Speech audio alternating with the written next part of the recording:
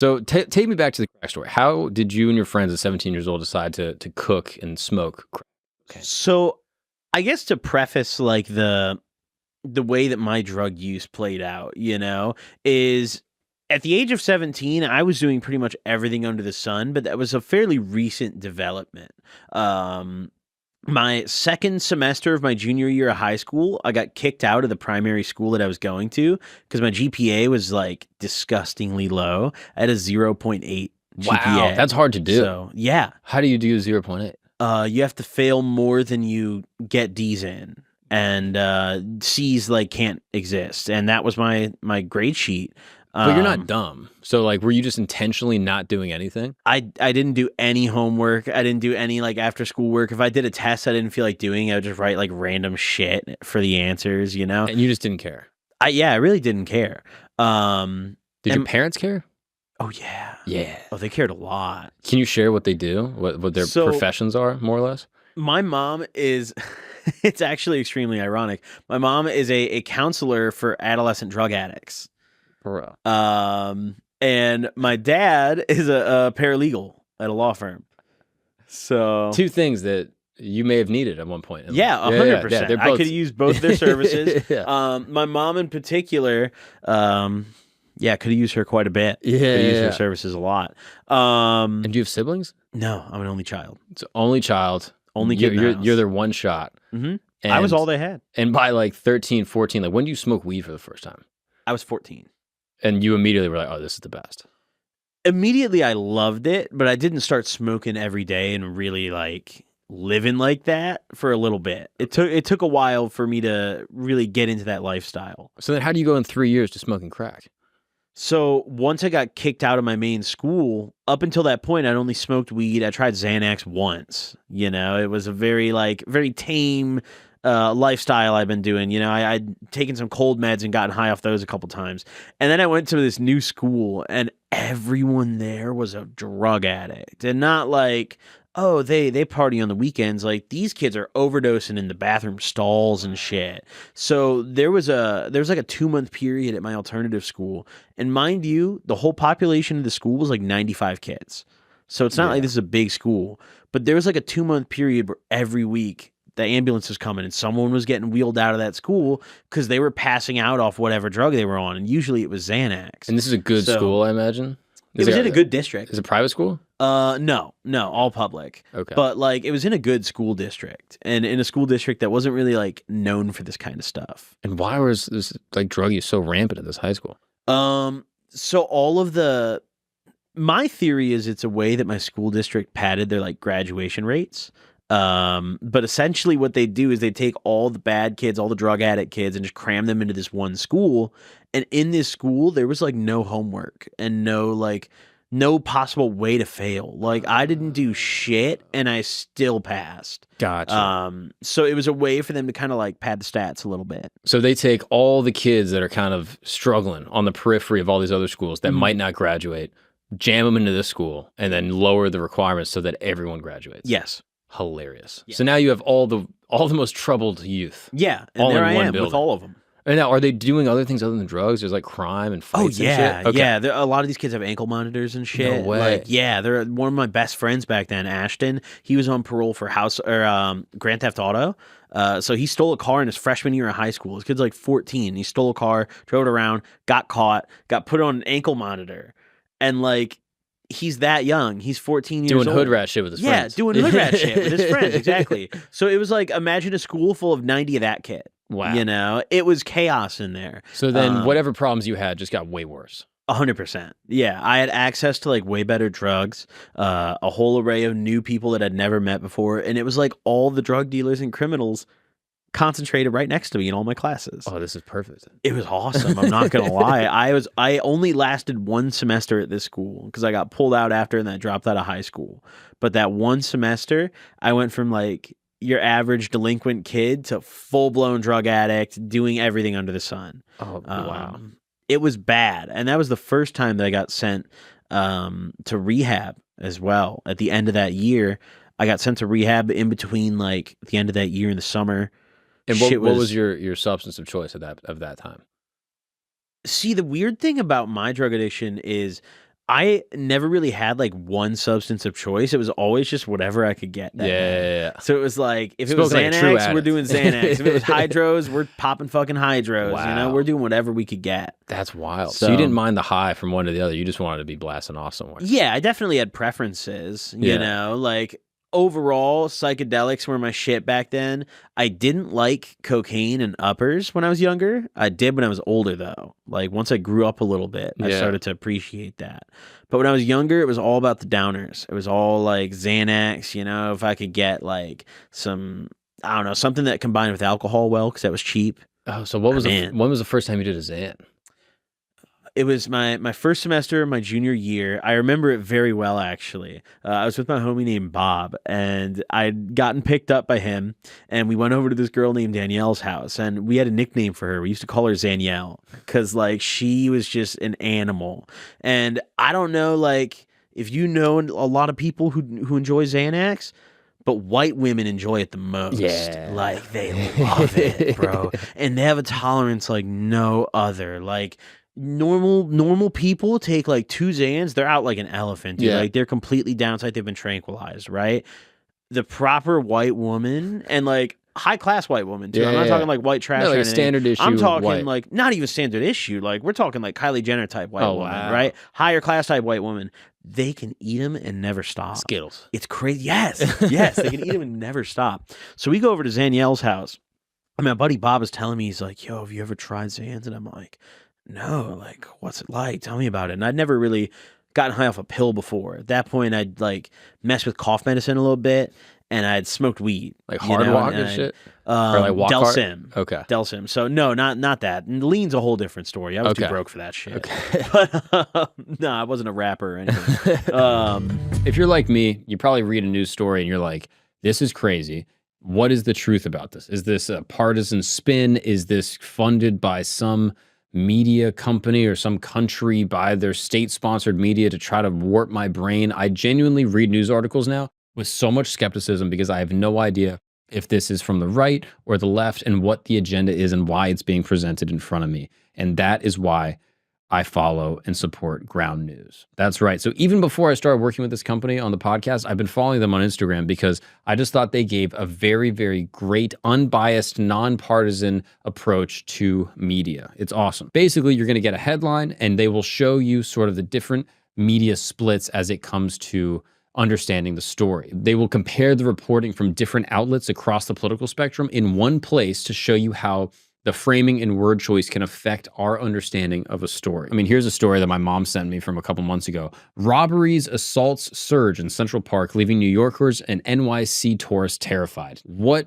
is the purpose of this story? Who is writing it? Where is it coming from? Now I can go to Ground News, read this headline, and be able to make an assessment as to whether or not this is predominantly being reported by the right wing or by the left wing, and make some type of deduction like, oh, this is actually being used, you know, as some sort of political apparatus. So if you're like me, if you're a truth seeker, if you're trying to find unbiased news, I would absolutely recommend Ground News. It is completely independent, nonpartisan, subscriber funded. It allows readers to think critically about the world around them, and it doesn't tell them what to think, but instead lets them think for themselves. And ultimately, it avoids misinformation and tries to heal polarization within our country, which I think is absolutely amazing. So don't let misinformation and sensationalism influence how you think, and more importantly, how you vote. This election is massive and obviously very important. So try to let your brain be unfettered by the bias of media. Save a massive 40% on Ground News' top tier Vantage plan with my link, ground.news/Gagnon, Gagnon, or scan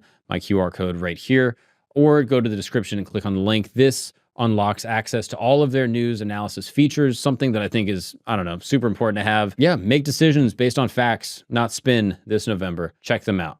Let's get back to the show. What's up, guys? We're going to take a break really quick because it's 2024 and it's time to talk about something important. When you are seriously hurt, your injury could be worth millions. Yes, that's right. The world is a crazy place, and one person's negligence can result in another's settlement. And that's why I got to talk to you about Morgan & Morgan. Morgan & Morgan is America's largest injury law firm. They have over 100 offices nationwide and over 1,000 lawyers. Yes, these are the big boys. You know them, you see their billboards all over the world. If you ever drove down I-90 from Florida to New York, I'm telling you, You've seen the billboards, all right? Have you ever watched a UFC fight? You've seen them right on the banner. I'm telling you, these are the biggest guys in the game, all right? With over $20 billion recovered for over 500,000 clients, Morgan & Morgan has a proven track record of fighting to get you full and fair compensation. The annoying thing with most attorneys is that in order to submit a claim, you got to call them up, you got to talk to their people, you got to go back and forth on emails, you got to hope that they see it. They might charge you just to even look at their claim. Here's the cool thing with Morgan & Morgan. With 8 clicks or less, you can submit a claim and one of their licensed attorneys will take a look at it and get back to you. It's that easy. It's like ordering something off Amazon. It's just a couple clicks. You can submit your claim very easily and cheap. Yeah, how about $0? That's how much it costs to submit a claim with Morgan & Morgan. Extremely easy, no fee required. So, if you are ever injured, you can go check out Morgan & Morgan. Their fee is free unless they win. That's right, unless they win for you. Unless they fight and get you compensation, you're not paying a single dollar. That's a pretty good deal. So, for more information, go to forthepeople.com/Gagnon. That's correct, forthepeople.com/Gagnon, or dial pound law, that's pound 529 from your cell phone. That's for the people, forthepeople.com/Gagnon, or dial pound law, pound 529 from your cell phone. This is a paid advertisement. Now let's get back to the show after this short disclaimer. But we went over to this girl's house, and she had like 2 Zans left, and she sold us one of them for like, I don't remember how much, but I know it was an exorbitant amount of money. Like it was too much. Yeah. Good. And she came up. She probably went about 3 more. Good for her. She was living, right? But we got our bars, and we dip out of Zaniel's, and we go over to my other friend's house. And we used to go to my buddy Cody's house and just sit in his garage and just get high. And his mom would be there, but she was cool with it because she'd always say, like, well, it's better if you guys get high here than if you go out and do it on the streets, you know? So you might as well come get high here. So we always go over to his house and just get fucked up in his garage on like whatever we wanted. His mom would like bring us drinks and shit. She was like cool with it. Yeah. That's crazy. She was super cool with it. We had like the alcohol moms in my town where it'd be like, yeah, you can drink in the house. Oh yeah. But the alcohol moms were never like, yo, bar drop in the garage. Oh yeah. We had the bar moms. I mean, we were doing cocaine in that garage. And she knew. Yeah. She knew all of it. She ever took a bump? No, but she would just be out there smoking cigarettes and like watching. You know, like she knew what was up. Yeah. You know, if you could tell if it was 20 years prior, she's tapped in. Wow. Yeah. That's crazy, bro. So you guys split a bar or what happened? So we got over to my buddy's house, and I popped the first one, and I guess my buddy had like a few more or whatever. I don't remember how many we grabbed off her, but either way, I popped my first one, and I'd never taken Xans before. I had no tolerance. I didn't know what to expect. So we start drinking. We had some liquor too, and we're like, yo, like, let's pop the bottle. At this point, alcohol was my favorite thing ever. You know, I had just started drinking. So it was like, bottle of Jack Daniels was luxury to me at that point. Give me that shit. I didn't realize the interaction that Xanax and alcohol have. I didn't understand that combining those knocks you the fuck out.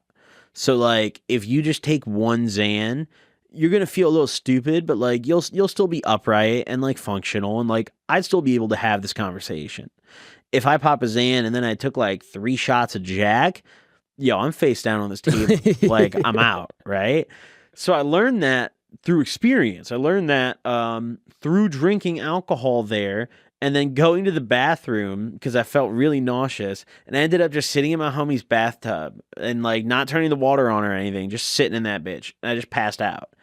And I was just laying in the bathtub, and eventually one of my homies came, and he's banging on the door, and he opens that shit, and he comes in, and he just starts laughing his ass off. And I used to have the video. I wish I still did. But he just started, like, taking videos of me and, like, posting them on Snapchat. Just butt ass? Like, I wasn't naked. No, I was still clothed. Just, like, sitting in his dry bathtub. Like, I was just chilling in there, you know? It was just the comfiest place at the time, you know? It made me feel better. Isn't there a couch? There's probably a couch, right? For sure. Yeah. I mean, if I just walked out of that bathroom, there was a couch. A way better situation. But like, I just couldn't think that far ahead. Yeah. You know, I needed immediate relief, and the bathtub was it. And that's a hole that you can lay in. Yeah, and just a hole. Exactly. Yeah. It's kind of, you know, when you think about it, it's kind of like a couch. You know, It's a good point. like Actually, you've got armrests on the side. Yeah, that's true. There's an indent for you to sit in, Mhm. and it fits your whole body. That's a good point. It's The like couch does all those things too. Yeah, exactly. No, that's actually it's basically a couch minus like a tiny bit of cushion. Yeah, and fuck that shit. Dude. Yeah, Grow right. up. Yeah, You know? yeah. If you're gonna pass out on a couch, stop being a pussy about it. You know what I mean? Come on. You know, you can't be picky. So you woke up the next morning and you were like, sick. No, I didn't wake up the next morning. I got woken up by my friends coming in and like shaking me and being like, yo, like, what the fuck you doing? And then taking Snapchats of me and shit. So they came in and woke me up, and like I just couldn't get up. Like I just didn't want to get up. I was like conscious, and I knew that they were trying to get me up, but I was like, I don't wanna. You know, this is nice. And that's the thing with Xanax, like it just kind of makes you like, for lack of a better word, it just makes you retarded, honestly. Like it really does, you know? It completely fries you. So eventually I got up and I went back outside and we started smoking. We smoked a couple blunts, and luckily the weed is like, it's perfect. You know, the interaction with weed and Xanax is wonderful. It doesn't fuck you up any further. So we smoked a couple blunts and I was like, yo, like, I'm good. I don't want any more. You know, like I'm good on this. Cause mind you, I had drove over there. Like I was the DD for my homie, and now both my homies are more fucked up than me. Yeah, you're the drunk driver. You know? That's the DD. Yeah. And I mean, I drove intoxicated all the time when I was younger. Unfortunately, you know, I drove on acid, I drove on Molly, I drove on shrooms, I drove on like everything under the sun. And like, granted, I mean, I'm open about that. I feel like a lot of people lie about it. A lot of people say, "Oh, I never drove intoxicated." It's like, no, you did. Like you had another beer. You're just lying. Didn't like need you're to just have. kind of being a hoe about it, and that's okay. But no, I'm very open about that. And it was fine. You didn't hurt anyone. You never I got didn't pulled hurt over. anyone while I was intoxicated. There you no. go. I did. I do have a DUI. I did crash into a tree. Okay, we'll get to that. That's but that's just me. Yeah, that only hurt me. So. That's wild. So what happened the rest of the night? The rest of the night, I mean, I just kind of like smoked it off. You know, it wasn't really that intense of an experience for me because the liquor just like completely knocked me the fuck out. It went from like actually being barred out to like, oh, I just slept in his bathtub for like 2.5 hours. Gotcha. You know? So then you were chilling. After that, yeah, I had a much better night for the rest of the night. But and it then was like, when does like cocaine come into the mix? So cocaine was something that when I was in high school, I dabbled in a little bit, but I couldn't afford it consistently. That shit was always like $100 a gram for the good shit. Yeah. So, and mind you, we're also like the white suburban kids. So it was $100 a gram all day. Yeah. So, you know, it was just like out of reach. And it was something that like I didn't enjoy when I was younger because I wanted to feel stupid when I was getting high. And then as I got older, I remember specifically, it was like 2019. It was like beginning of the summer. It was May or so. And I had just gone through a breakup. I broke up with this girl I was dating at the time. And I was like, yo, I need some new drugs in my life. And I linked up with that girl, Zanielle, I was telling you about, actually. And at that point, she was no longer doing Xan. She was doing Coke. And she's like, yo, I have a fucking guy you need to meet. And it's the guy who'd been serving her rocks. So I'm like, yo, introduce me to this guy. So we had a couple like, you know, middleman deals where I pulled up to a Walgreens parking lot and she jumped out and, you know, took my money and bought the blow. And then after like 2 or 3 times of doing that, finally she was like, hey, like, you should just go get in his car, you know? So I was like, oh shit, this is it. Like I'm meeting the plug, you know? And I was so excited because I was such a little fucking cokehead. I was calling this girl every day with like $200 and being like, yo, get me a fucking bag. Like meet me wherever, like I'll buy you some, you know? Fiended. Wow. It was immediate, you know? Because it was like, at that point I had more going on and more to be responsible about, you know? So I needed those drugs that made me clear-headed and made me level and more focused. And that's kind of what pulled me into coke at that point in my life. Gotcha. Because I was like, at least I thought to myself, like I thought I was being more productive when I was doing it. So, you know, I started hitting this girl up every day, and finally I meet the plug.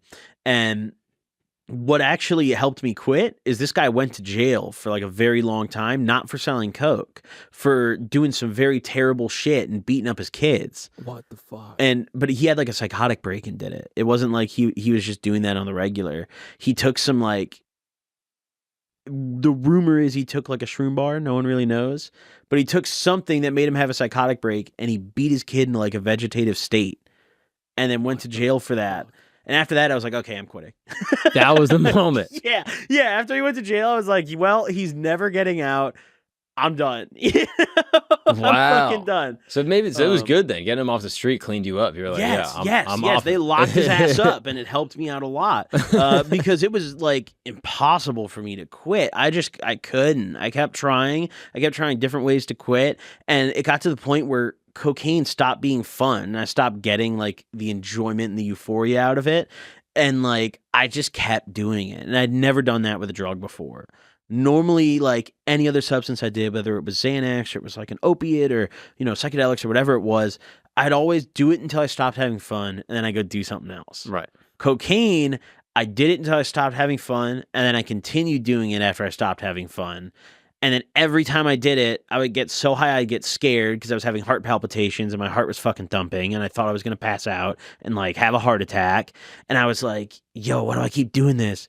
And then I'd come down and I'd be like, oh, that's why I keep doing this, because I'd be fucking fiending. Wow. So, did you have withdrawals from it? Honestly, it was a lot of mental withdrawals. It was really, really difficult mental withdrawals, but I didn't have like physical withdrawals really. I was super fucking irritable though. Honestly, weed saved my ass. Like, if it wasn't for smoking disgusting amounts of weed all day when I first quit, there's no chance in hell I could have done it. Wow. So it's a gateway drug, but it's also a gate out drug. Mm-hmm. You know what I mean? It's a gateway to sobriety and a gateway from sobriety as well, however you want to use it. Wow. And so then at this time you do shrooms, I'm sure. Yeah, I started tapping in with shrooms a lot more when I quit coke. Gotcha. When I quit doing harder stuff, I don't even know how to describe it, but I would have shroom trips where like I would just like come out of it and just be like, damn, I wish I was a better person. And like I'd just be sitting there thinking so critically about myself and like the things I'd be doing in my life. And that's something that I never do otherwise. Yeah. But shrooms make me do that. So like I had a couple shroom trips that really helped me along that, and now I'm clean. I don't do the coke. Wow. And the shrooms helped in a way? I'd say so. Definitely probably 90% weed, 5% shrooms, and probably 5% like a combination of video games, probably jacking off more often. You have to, dude. You have to. And like going out to eat more. You gotta fill up your time. Yeah. Like you got the dopamine somehow. Get the hit some other way. Bro. What I mean? Yeah. So I had reached a point at one point in my addiction where I was mixing the Molly with the Coke, and I was doing lines of those together. So I like completely fried my serotonin in my brain. So I once I had like stopped doing Coke, I really struggled with like feeling normal like enjoyment out of things and like emotions, because everything felt very monotone, It felt almost like my whole life was like black and white. Whoa. After I quit for a while. So it's like it takes a long time for your brain to reset. Yeah. After all. And that's like a scary time to be in, I'm sure, because you're like, man, what would get me out of this? Some coke. Dude, just one little bumski and just fucking safe. And you can just do a little and then it'll edge it off. But then you do a little and you're like, well, I got the rest of this bad. Yeah. And it's tough because like, even to this day, like I don't fiend and sit here and just like salivate over the thought of it, but the thought crosses my mind every day of like, fuck, just a fat ass line would be so great right now. I don't want to make you fucking relapse in this tent right now. No. Trust me. Like I've dealt with this a million times, far worse than anything right now. Right. Okay. I'm more than willing to talk about it. Okay. But it's something that you just got to deal with every day. It's like, damn, cocaine would be awesome right now. Yeah. Can't do that. Can't act on that. So then how do you decide to do crack? I'm sure this is kind of around the period. So I had gotten out of school, and this was in high school, my junior year. I was 17. I gotten out of school, and I got a ride home from this girl named Peyton. And she drove me and my buddy Ashton back to my mom's house. And my mom worked 5 nights a week until 8:30. That was her schedule every single night. So pretty much every night, my homies would come over to my place. We get high to like 7:30, 7:45. Then I kick everyone out and turn all the fans on and point them at the windows to blow all the smoke out, and then hope that my mom wouldn't smell it when she came home. You smoked in the house? Yeah. And she never noticed? She was so pissed all the time. She noticed every day. It was just whether or not she would act on it. And my dumbass thought I was getting away with it. Like on the days that she wouldn't act on it, we had this whole conversation about this. Yeah, once I got older and got the fuck out of her house, she told me, she's like, I knew what you were doing every day. And I was like, really? Like, I thought I got away some days. And she was like, fuck no. But it was really just whether or not she wanted to act on it, because I was just the most stubborn fucking asshole of a kid. And so I was like, fuck it. I'm just going to, smoke a little closer to the window today. She probably won't smell it. That's crazy. That shit stinks, bro. I'm sure the shit you were smoking too was not, a little Reggie fucking dirt weed. This was we smoked some Reggie for sure. Yeah, we smoked Reggie back then. I don't think I started smoking good weed until like... I didn't really start to get serious about smoking good weed until I got sober from like coke and all the hard shit. Yeah. Because for me, weed was more of like, I wanted the most bang for my buck. I wanted the Costco wholesale ass weed, the fucking cheapest I could get. Yeah. So I could spend the money on the good drugs, the coke, the other shit. Weed was just like a supplement. So you're ripping in your house until 7:45 responsibly, very punctual, which is something I gave you a compliment for earlier. You got here exactly on time. Dude, I'm very punctual with time. So 7:45 rolls around, you're like, yo, fan up, Spin out. Yep, we got to get the fuck up out. So everyone leaves. So before that, though, the smoking crack part. So everyone did leave at 7:45 that night. Smoking crack, you'd probably imagine that this is like a really like, a big commitment of time, right? You're probably imagining like going from not knowing anything and not having crack to cooking it and smoking it probably takes a while, right? Yeah. It was like maybe an hour and a half. Like the entire process. So we got dropped off by this girl who drove me and my buddy back to my place. Called another friend of mine named Kyle, and I was like, hey, you should come over. Like, let's sesh or something. Let's figure out what we're going to do. So he walks over to my house. He lived like a couple blocks over. It's the three of us chilling out in there. My buddy had brought a big bag of blow over because he was the plug at that point. So not the plug as in he had like bricks or anything, but high school standards. Yeah. This guy had more than 2 grams of coke. So whoa. That's the fucking plug, So we're sitting there and we're like, we're kind of bored of this shit, Like we'd been doing these casual bumps after school and like in the stall during lunch, like every day. And we were just kind of bored of it, but we didn't have any other drugs on us. We didn't have anything but coke and a little bit of weed. So it was like, fuck, what do we do, Let's fucking cook crack. And it started off as a joke. Like one of my buddy Ashton, he threw it out. He's like, we should cook crack. And it was like, haha, like, yeah, that would be awesome, wouldn't it? And then it's like, that would be kind of awesome. Bro. Wouldn't it? And we kind of like, just kind of joked about it a little more. Like, damn, I wonder how easy it would be. We're all like talking about it. And then we realized like, we should look it up. Like we should Google it. So we did. And we found, I'm pretty sure it was on Erowid. It was on one of the like big drug forums from back then. You literally could just Google like how to cook crack. And there was just a tutorial. There was like a 1.5-minute long video of how to make a personal serving of crack in a spoon. So you don't need like a pot or anything. It's just if you want to make enough to pack one bowl and smoke it, you can do that with nothing but a spoon and a lighter, some baking soda, some water, and your Coke.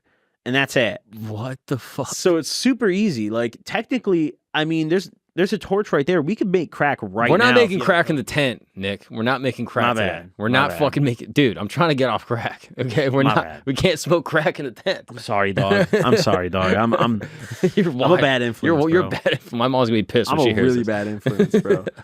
Fuck. But either way, so we followed the tutorial to a T, and after you cook up what you got to cook up in the spoon, I'm not going to get you age restricted, so I'm not going to get too detailed. You got to put it on tinfoil and freeze it, and you got to let it sit for a little bit because then it solidifies and then it turns into the rock that you can smoke. So we make our little mixture, we pour it on the tinfoil, we throw it in the freezer, and then we realize like we don't have a crack pipe. So like, how do we smoke crack? So we pulled out some tinfoil and we made a little tinfoil crack bowl and then we smoked it out of that. So my buddy Ashton went first because it was his Coke. And then I went second and my buddy Kyle went third. And the way that I describe it is like, imagine you never tried Coke, have you? No. Oh, fuck. Okay. Yeah, we got to really I'm dumb so this used to down. describing it to drug users. Okay. All right. You ever take an Adderall? I did half an Adderall one time. It's kind of close. Yeah. It's like imagine you took like quadruple the dose of Adderall you anticipated, except it was all really fast acting and lasted 2 minutes instead of like hours. Whoa. So like imagine the full effect of that Adderall that's normally spanning over hours is just like all condensed into this 2-minute time frame. So like I'm talking 2 minutes from come up, peak, all the way come down. Like it doesn't last any time at all. And granted, we probably cooked trash ass crap. So like maybe if you got that good ass rockets lasting longer, but our shit sucked and it didn't last very long. And so what did you guys do for 2 minutes in the kitchen smoking crack? Bro, we just kind of screamed. And like I remember I looked at my homie Kyle and we just kind of yelled at each other and I punched my mom's cabinet. Like there was like this cabinet and we started body boxing and we just started fucking hitting each other in the body and shit and just fucking around. We were like, yo, like let's fucking go, just like roughhousing and shit, you know? And then after that, we kind of come down a little bit. And we went downstairs and we're like, yo, we should go to McDonald's. Like, we should pop out, do some shit. Let's get active. Yeah. So we went and hopped in the car and just fucking drove off. Like, we went and hopped in my mom's little Honda CRV and just cruised on off. Did you clean up? Did you clean up the crime of the scene? Scene of the crime? Kind of. Not really, not well enough. My mom found the remnants and shit. She came home and was like, oh, they're cooking crack in my kitchen? She found the spoon. What the fuck? So...